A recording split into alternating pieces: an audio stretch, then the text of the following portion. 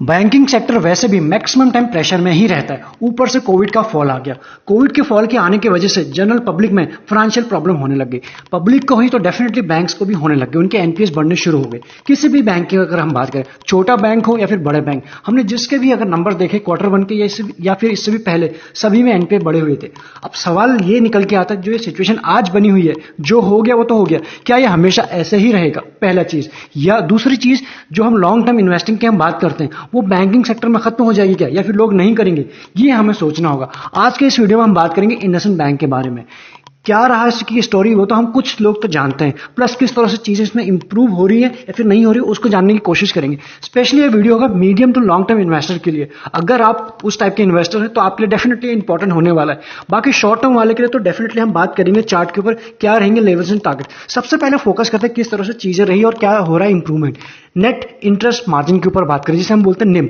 निम क्या हो रहा है क्वार्टर 1 21 से लेकर क्वार्टर 22 तक, यानी पिछले एक साल की अगर बात करें, पिछले 5 क्वार्टर की बात करें, यहां पे हमें क्या चीजें दिखाई पड़ रही है। उस वक्त था निम की बात करें क्वार्टर 1 21 में 4.28, अभी है 4.06 के आसपास, यानी ये उतना ही उसी के आसपास ही है। बहुत ज्यादा इसमें डिप आता हुआ हमें नहीं दिखाई पड़ रहा है। ये बढ़ेगा तो ठीक रहेगा। और बात करें उसके बाद आरओए देखेंगे, जब पिछले साल क्वार्टर 1 में थे 0.69 के आसपास, अभी हो चुका है इस क्वार्टर की अगर बात करें 1 से ऊपर। बैंकिंग सेक्टर की अगर हम बात करें, अगर आरओए ये 1 से ज्यादा हो तो अच्छी बात हो जाती है।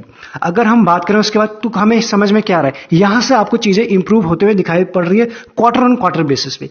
नेक्स्ट फोकस करते हैं आरओई के ऊपर। आरओई इसका कितना था क्वार्टर 1 लास्ट ईयर की बात करें 5.86, अभी हो चुका है 9.30। सब नंबर आपको कम डेफिनेटली दिखाई देंगे, वो इंपॉर्टेंट नहीं है, उसको तो हम जानते हैं। इंपॉर्टेंट ये है कि चीजें इंप्रूव हो रही हैं या फिर नहीं हो रही है। यहां पर भी आपको चीजें इंप्रूव होते हुए दिखाई पड़ रही है। उसके बाद अगर हम फोकस करें इसके नेक्स्ट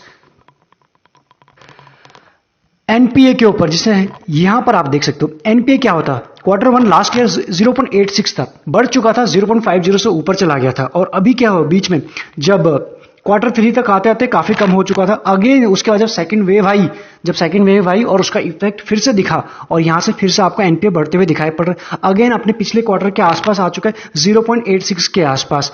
यानी चीजें तो बढ़ रही हैं, लेकिन उसके पीछे रीजन भी एक ही है जो हम जानते हैं। हाँ, जैसे जैसे चीजें थोड़ी सी सुधरी थी, बीच में इसमें भी इसके एनपीएस में भी कमी हुई थी, जो एक अच्छी बात हो जाती है। अब देखना यह है कि किस तरह से आने वाले टाइम में बैंक्स अपने एनपीए को कंट्रोल में लाता है या फिर जो लीडर है उसके साथ मैच कर पाता है। थोड़ा और समझते हैं कंपनी के क्वार्टर 1 के नंबर को, ताकि आप ठीक से समझ पाएं। सबसे पहले हम बात करते हैं नेट इंटरेस्ट जो इनकम है ये कैसा रहा है। वाई बेसिस पे 8% बढ़ा हुआ है, और क्वार्टर बेसिस पे 1% ये भी बढ़ा, वो 8 है वो 1 है। वहीं उसके बाद बात कर रेवेन्यू, वाई बेसिस पे 11% की उसमें जंप दिखाई पड़ रही है, 1% अगेन क्वार्टर बेसिस पे। ठीक है, यहां पर भी हमें इंप्रूवमेंट दिखाई पड़ रहा है। उसके बाद ऑपरेटिंग प्रॉफिट, जो कंपनी का मेन काम है, वहां पे 9% की जंप है वाई बेसिस पे, और 2% प्लस जो जंप दिखाई दे रही है क्वार्टर बेसिस पे। Again this is good. और नेट प्रॉफिट की अगर हम बात करें इसके बाद 99% जो चीजें हुई है, मतलब ये जो इसका नेट प्रॉफिट बढ़ा हुआ है इस बार पिछले साल से कंपेयर करें, और 10% बढ़ा हुआ है क्वार्टर बेसिस पे। क्या समझ में आ रहा है कि चीजें कुछ इंप्रूव हो रही हैं। चीजें जो वर्स्ट हुई थी वहां से कुछ हमें इंप्रूव होते दिखाई पड़ रही, इसलिए ये शेयर इस वक्त आपके साथ डिस्कस हो रहा है, इससे पहले नहीं आया। इसके बाद कुछ और इंपॉर्टेंट जो पॉइंटर है उनके ऊपर फोकस करें। सबसे पहले आप फोकस कीजिएगा यहाँ पे इसके ऊपर, डिपॉजिट के ऊपर और बोरिंग के ऊपर। हम यहाँ फोकस करते हैं। तो इसके जो डिपॉजिट हुए हैं क्वार्टर बेसिस पे 4% उसमें जंप हुए बढ़े हैं, अगेन दिस इज पॉजिटिव। और वहीं बात करें ईयरली बेसिस पे, वहां पर भी 26% बढ़े हुए हैं। हमें क्या समझ में आ रहा है, किसी भी बैंक के डिपॉजिट बढ़ना एक पॉजिटिव बात होती है। वहीं अगर बात करें बोरिंग कम होना अच्छी बात होती है। ईयरली बेसिस पे 17% की उसमें डिप दिखाई पड़ रही, again this is good for us. And quarterly basis पे इसमें 4% की डिप दिखाई पड़ रही, यानी जैसी चीजें होनी चाहिए थे वैसे ही हो रही है, सही दिशा में। हमें क्या समझ में आ रहा है यहाँ से कि कुछ ना कुछ इंप्रूवमेंट चल ही रहा है। अब यहां से वीडियो को थोड़ा सा समराइज की तरफ बढ़ते हैं। आरओई के ऊपर फोकस करें, वहां हमने देख चुके थे वहां पे। तो 5 साल में इसका जो आरओई रहा है अभी तक 15 प्लस रहा है। अगर हम बात करें 3 साल में 14 प्लस, और अभी भी 1 साल में 14 प्लस, यानी चीजें एज ऑफ नाउ मेंटेन्ड है। अगर हम फोकस करें उसके बाद आरओए के ऊपर, अगेन ये 1 से ऊपर होना चाहिए, जैसे हमारी बात हो ही रही है, ये उसके ऊपर आते हुए दिखाई पड़ रहा है, यानी चीजें आपको इंप्रूव होते हुए दिखाई पड़ रही हैं। फोकस करते हैं उसका नेट एनपीए बढ़े हुए हैं, हमने वहां भी देखा था, यहां पर भी अगर हम बात करें 5 साल में 0.68 था। ये चीजें जितनी कम हो उतनी किसी भी बैंक के लिए अच्छी बात है। अभी ऑलमोस्ट 1 के आसपास पहुंच चुका है 0.91। अगर ये आने वाले क्वार्टर में, आने वाले कमिंग ईयर्स में कम होता है, इसके ऊपर आप फोकस कर सकते हैं। डेफिनेटली करना चाहिए अगर आप इस कंपनी के लॉन्ग या मिड टर्म इन्वेस्टर भी हैं तो। उसके बाद फोकस करें एफआईएस के पास कितना है, 52% एफआईएस के पास है, यानी अच्छी होल्डिंग उनके पास है। डीआईएस की बात करें 17+ उनके पास है। प्रमोटर के पास है ओनली 16+, बाकी पब्लिक का जो इंटरेस्ट बना हुआ है 13+ बना हुआ दिखाई पड़ रहा है। और ये जो शेयर होल्डिंग पैटर्न बना है वो बना है यहां से। अगर हम आप बात करें यहां से सितंबर 20 से लेकर जून 21 तक का डेटा हमारे सामने है। प्रमोटर के पास 14 था, 14.68 सितंबर 20 में, अभी है 16+। उन्होंने कुछ होल्डिंग इसमें बढ़ाई हुई है मार्च क्वार्टर में। अगर बात करें एफआईएस की 51.81 था सितंबर 20 में और अभी हो चुका है 52। इन्होंने भी होल्डिंग बढ़ाई हुई आपको दिखाई पड़ रहा है। बात करें डीआईएस की 17.24 था 17.74, इन्होंने भी अपनी होल्डिंग बढ़ाई हुई है। बात करें उसका पब्लिक का 16 था 13, पब्लिक से माल छीना गया है और किसने खरीदा है आपने देख लिया। तो स्मार्ट मनी का इंटरेस्ट और इन्वेस्टमेंट दोनों बना हुआ है। अगर हम बात करें म्यूचुअल फंड की 4 फंड आपके सामने है। सबसे पहले जो फंड निकल के आ रहा है डीएसपी, दूसरा आदित्य बिरला सन लाइफ, उसका थर्ड है इन्वेस्को इंडिया और उसका आईसीआईसी प्रूडेंशियल एक्सपोर्ट। ये वो 4 फंड है। जब आप अपनी रिसर्च अच्छे से करेंगे उसके बाद आपको और भी फंड निकल के आएंगे। ये स्लाइड हमारे लिए सबसे ज्यादा इंपॉर्टेंट हो जाती है कि कितनी प्लेजिंग है। प्लेजिंग की बात करें सितंबर 20 में इसका 0 प्लेस था, जो हमारे लिए अच्छी बात है। दिसंबर में भी 0 था और उसके बाद प्रमोटर ने अपनी होल्डिंग तो बढ़ाई है, 14 से 16+ कर दिया, लेकिन प्लेजिंग भी बढ़ा दी है। 45.48% अभी प्लेजिंग है, जो बिल्कुल अच्छी बात नहीं होती है। इससे पहले कम था, 36 था पिछले क्वार्टर में, यानी प्रमोटर ने प्लेजिंग रखी है। इसके ऊपर आप ध्यान रख सकते हो। बाकी चीजें जहां इंप्रूव हो रही है, जहां सारी चीजें नंबर्स की बात करें या फिर एफआईएस की होल्डिंग की बात करें, ये चीज के ऊपर आपको सबसे ज्यादा ध्यान रखना होता है। इसके पीछे का रीजन एक ही है, हम जानते हैं किस तरह से कोविड का इंपैक्ट पड़ा है। कंपनीज को लोन की जरूरत तो पड़ी, कंपनीज को बाकी पैसों की जरूरत तो पड़ी, तो वहां से जो एनपीएस बढ़ने शुरू हो गए थे, अब उन्होंने क्या किया, प्लेजिंग रखना शुरू कर दिया था। इसलिए इसके ऊपर आपको ध्यान सबसे ज्यादा देना कमिंग डेज में। कोविड का क्रैश भी आया, मार्केट अप एंड डाउन भी हुआ और उसके बाद भी इस शेयर ने कैसे रिटर्न दिया आपके सामने। मैक्सिमम रिटर्न आप देख पा रहे होंगे। मैक्सिमम जो लो है इसका 8 रुपीज के आसपास, 8.50, एंड मैक्सिमम हाई है 2038 के आसपास। रिटर्न अभी भी उतने शानदार है। दूसरी बात क्या करें, जो ये फॉल है ना, ये फॉल अभी भी कवर नहीं हुआ है। तो ये फॉल के लिए आपको अगर वेट करना है, अगर आप यहां से इस शेयर आपको ये अच्छा लगता है, तो आपके लिए प्राइम फोकस पे हो सकता है, क्योंकि ये रिटर्न तो अभी आया ही नहीं है। नीचे तो गिर गया, अभी ऊपर आना बाकी है। इसके बाद अगर हम फोकस करें यहां पर, इन सबके बाद भी अभी भी इसकी जो इंट्रिंसिक वैल्यू है, ये शेयर उससे नीचे, जो हमारे लिए एक अच्छी बात हो जाती है। रिटर्न इसके अच्छे हैं अगर हम एफडी से कंपेयर करें। डिविडेंड रिटर्न इतने अच्छे नहीं है, एंट्री पॉइंट परफेक्ट है और किसी भी टाइप का कोई रेड फ्लैग बिल्कुल नहीं है। मतलब कोई भी केस या फिर किसी टाइप का और केस नहीं चल रहा है एज ऑफ नाउ कंपनी के ऊपर। इन सबके बाद जो मार्केट में जानकार बैठे एनालिस्ट, उनकी सुने तो 88% एज ऑफ नाउ इस शेयर के ऊपर बुलिश है। आपको अच्छे से अपनी रिसर्च करनी है, उसके बाद ही कोई फाइनल डिसीजन लेना है। लॉन्ग रन में कंपनी ने कैसे रिटर्न दिया आपने देख लिया। अगर शॉर्ट रन की क्विकली से कवर कर ले, शॉर्ट रन में कैसे दिए हैं, 3 साल में -50 के आसपास और 2 साल में -26 और 6 महीने भी कोई खास रिटर्न नहीं। रिटर्न जो दिए हैं पिछले 1 साल में कोविड के लो से वहां से रिटर्न दिए हैं, 3 महीने में भी और आप कह सकते हो बाकी 1 महीने में भी 1% के आसपास। यानी बैंकिंग सेक्टर हमने देखा है पिछले 1.5 से 2 महीने में चला ही नहीं। जहां निफ्टी 2 महीने से फंसा हुआ था, आज के दिन जो ऊपर निकल के आया है, वही बैंकिंग सेक्टर भी फंसा हुआ है, वो तो और भी ज्यादा वीक है। बट कभी ना कभी ये ऊपर आएगा। जिस तरह से आज की कैंडल बनी है, डेफिनेटली यहां से पोटेंशियल दिखाई पड़ रहा है, इसलिए शेयर फोकस पे आ जाना चाहिए। अगर हम बात करें इसके वैल्यूएशन के ऊपर, इंडस्ट्री पी चल रही 28 के आसपास, ये आपको मिला 23 के आसपास, वहां से आपको थोड़ा सा नीचे ही मिल रहा है, पी के हिसाब से आपको ठीक मिल रहा है।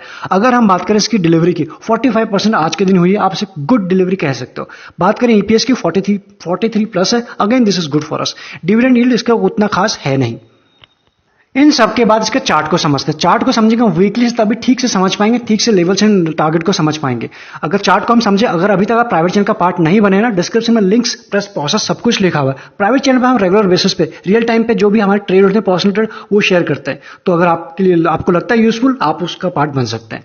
यहां हमें क्या समझ में आ रहा है, कोविड का फॉल यहां पर है, वन साइडेड कोविड का फॉल था। मार्केट रिकवर कर गई है, अच्छे इंडेक्स रिकवर कर गए, जैसे तैसे शेयर भी भाग गए, लेकिन ये शेयर अभी भी अपने बिल्कुल उस रिटर्न, उस हाई से काफी नीचे है। धीरे धीरे इसमें रिकवरी जरूर आई और ये देख सकते हो, ये टाइम बिल्कुल फंस सा गया इसके बीच में। यहां पे कोई मोमेंट इसमें आया ही नहीं है। मूवमेंट तो नहीं आया, लेकिन इसका ट्रेंड को अगर समझेंगे ना आप, तब आपको चीजें क्लियर हो जाएंगी। जब भी अप ट्रेंड की यहां से अप ट्रेंड इसने शुरू किया, 20 डे के ऊपर आया, उसके बाद ये उसने इस शेयर ने उसको ब्रेक किया ही नहीं। एक बार ऊपर आ गया था यहां से, उसका सपोर्ट लिया यहां पर, उसके बाद एक दफा यहां पर नीचे गया ही था सीधा ऊपर आया और उसके आप देख सकते हो जब निफ्टी बैंक निफ्टी फ्लैट हो रहे थे, बिल्कुल फंसे हुए थे एक रेंज में, तब भी ये शेयर बार बार उसी वीकली के जो अपने वीकली पे 20 वीक एक्सपोनेंशियल मूविंग एवरेज है उसी पे सपोर्ट ले रहा था और आज भी धीरे धीरे उस पर सपोर्ट लेके हुए ऊपर जाने की कोशिश कर रहा है। इस वीक की जो कैंडल आपको आखिरी में दिखाई पड़ रही है वो ग्रीन बनते हुए दिखाई पड़ रही है। ऑल्दो ये वीक कंप्लीट नहीं हुआ लेकिन यहां से फिर से आपको मोमेंटम बनता हुआ दिखाई पड़ रहा है। किस लेवल के आसपास है? वो 1000 के आसपास, जहां ये बार बार सपोर्ट ले रहा था। आज के दिन में कुछ तेजी थी क्योंकि मार्केट में फ्रेश ब्रेकआउट हुआ था, ये शेयर भी भागा हुआ था, तो वहां उस लेवल से ये 1022 के आसपास दिखाई पड़ रहा है। अब इसको ठीक से समझते हैं वन डे के टाइम फ्रेम में। यहां आप देख सकते हैं, यहां अगर इसको समझे जो हमने वीकली पे देखा था 20 वीक एक्सपोनेंशियल के आसपास से सपोर्ट लेके आया था, रफली बात करें वो लेवल निकल के आया था 1000 के आसपास। एग्जैक्टली हमें यहां समझ में आ रहा है वो एग्जैक्ट लेवल था जहां ये काफी टाइम से सपोर्ट ले रहा है जब मार्केट फंसी हुई थी। इस लेवल के आसपास ये जो निकल के आ रहा है 980 के आसपास, एंड जो इसका मूविंग एवरेज भी इंपॉर्टेंट 100। आज के दिन मार्केट भी अपनी रेंज से बाहर निकल के आई है और ये शेयर भी आप यहां देख पाएंगे सभी के जितने भी है मूविंग एवरेज से ऊपर आ चुका है, प्लस जो कैंडल बनी है इससे आप ऑलमोस्ट कह सकते हो जो बुलिश माराबूजी कह सकते हो। इसलिए यहां से प्राइम फोकस पे आ जाना चाहिए। जिनके पास है जस्ट होल्ड इट, जिनको फ्रेश बाइंग करनी इस लेवल के आसपास डेफिनेटली कर सकते हैं। अगर आप ब्रेकआउट प्लेयर हैं तो आपको इस लेवल का वेट कर सकते हैं 1050 का, इसका पहला और इमीडिएट जो इसका रेजिस्टेंस आता दिखाई पड़ रहा है, इसके ऊपर जैसे ही निकलेगा आपको शेयर बिल्कुल फ्लाई होता दिखाई पड़ सकता है। सबसे पहले क्या टारगेट आएंगे वो समझ लेते हैं। 1050 तो पहला रेजिस्टेंस और पहला टारगेट निकल के आएगा यहां से। दूसरा जो निकल के आएगा 1100 के आसपास यानी 1100 के आसपास, ये दूसरा रेजिस्टेंस निकल के आएगा। अगर उसको ब्रेक करेगा तब हमें ऊपर के लेवल्स आते हुए दिखाई पड़ेंगे। शॉर्ट टर्म के टारगेट तो आपको समझ में आ गए। अब बात करते हैं, जैसे कि शुरू में इस वीडियो की हमारी बात हुई थी, ये वीडियो जो होगा लॉन्ग टर्म मिड टर्म वालों के लिए ज्यादा इंपॉर्टेंट होगा। जिस लेवल के आसपास है 1000 के आसपास, 1020 1030 के आसपास, उसके बाद रफली मान ले वहां से ना जो कोविड का फॉल आया था यहां से अभी भी वो गैप फिल नहीं हुआ है। तो आपके लिए पहला जो टारगेट निकल के आएगा 1250 का आएगा। बीच में कुछ हिकअप भी आएंगे, ऊपर नीचे मार्केट होता भी रहेगा, एक्सपायरी भी होगी, लेकिन उसके बाद भी जो आपके लिए फर्स्ट टारगेट जो निकल के आएगा, फर्स्ट रेजिस्टेंस के लिए वीकली के टाइम फ्रेम पर दिख रहा है यहां से 1250 के आसपास पहला टारगेट। और ये सिर्फ यही नहीं रुकने वाला, और भी जो इसका प्रीवियस हाई है यानी 1300 के आसपास, यहां तक आपको आते हुए दिखाई पड़ सकता है। इसलिए अगर आपको इस गैप को यूज करना चाहते हैं, ये रिटर्न लेना चाहते हैं, तो डेफिनेटली शेयर आपके प्राइम फोकस पे होना चाहिए। बाकी यहां से हमारी इंडिविजुअल राय तो हो ही जाती है कि हम इस शेयर के ऊपर इंटरेस्टेड हैं या फिर नहीं है, या फिर आपको इसका बिजनेस मॉडल ठीक लगता है नहीं लगता है। इस वीडियो में मैंने काफी चीजें कवर करने की कोशिश की है। इस वीडियो में इतना ही, मिलेंगे नेक्स्ट वीडियो में। अगर इसके बाद भी आपके कुछ क्वेरीज रह जाती हैं आप कमेंट में लिख सकते हैं, हम उन्हें सॉल्व करने की कोशिश करेंगे। Thank you so much.